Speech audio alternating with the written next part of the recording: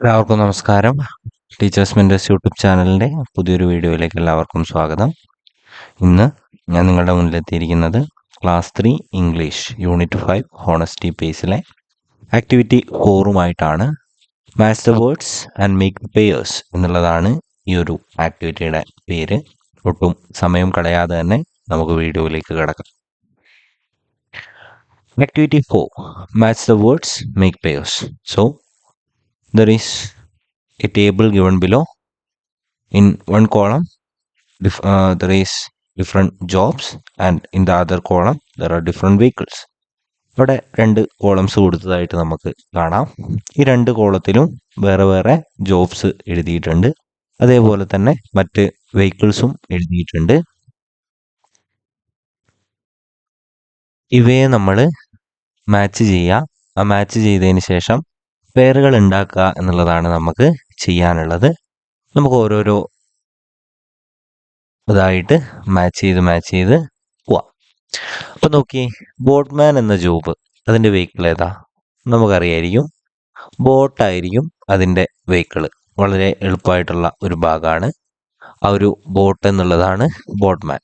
ഇനി ഡ്രൈവർ ആരാണെന്ന് നമുക്ക് നോക്കാം. ബസ് ഓടിക്കുന്ന, അല്ലെങ്കിൽ ഈ കൂട്ടത്തിൽ നമ്മൾ നോക്കുമ്പോൾ ബസ് ഓടിക്കുന്ന ആളെയാണ് നമ്മൾ എന്തെന്ന് പറയാം? ഡ്രൈവർ എന്ന് പറയാം. ഇപ്പൊ രണ്ടാമത്തത് ഡ്രൈവർ, ബസ്. ഇനി മൂന്നാമത് നോക്കുക, പൈലറ്റ് എന്ന് നമ്മൾ ഒരാളെ പറയാറുള്ളൂ. അത് പ്ലെയിൻ ഓടിക്കുന്ന, അല്ലെങ്കിൽ വിമാനം ഓടിക്കുന്ന, എയർക്രാഫ്റ്റ് ഓടിക്കുന്ന ആളെയാണ്.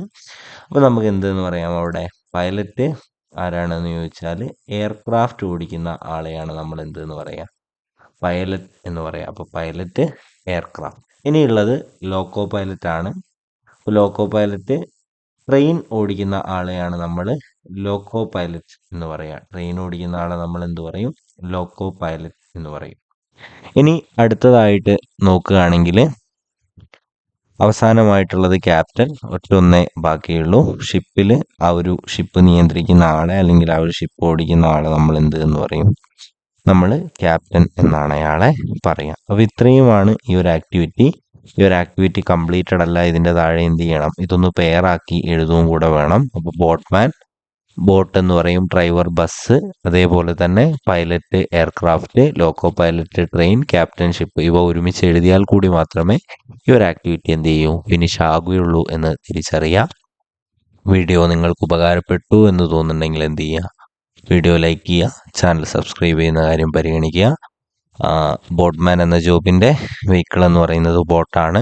ഡ്രൈവർ എന്ന് പറയുന്ന ജോബിൻ്റെ വെഹിക്കിൾ ബസ്, കാർ, എന്ത് വേണമെങ്കിൽ നമുക്ക് പറയാം. പൈലറ്റ് എന്ന ജോബിന് വേണ്ടത് എയർക്രാഫ്റ്റ് ആണ്. ലോക്കോ പൈലറ്റിന് വേണ്ടത് ട്രെയിനാണ്. ക്യാപ്റ്റന് വേണ്ടത് ഷിപ്പാണ്. അത് കൃത്യമായിട്ട് മനസ്സിലാക്കുക, കുട്ടികളെ പഠിപ്പിക്കുക. വീഡിയോകൾ ഇഷ്ടമാവുന്നുണ്ടെങ്കിൽ വീഡിയോ ലൈക്ക് ചെയ്യുക, ചാനൽ സബ്സ്ക്രൈബ് ചെയ്യുന്ന കാര്യം പരിഗണിക്കുക. അടുത്ത ഒരു വീഡിയോവുമായിട്ട് വരുന്നത് വരെ thank you and have A nice day.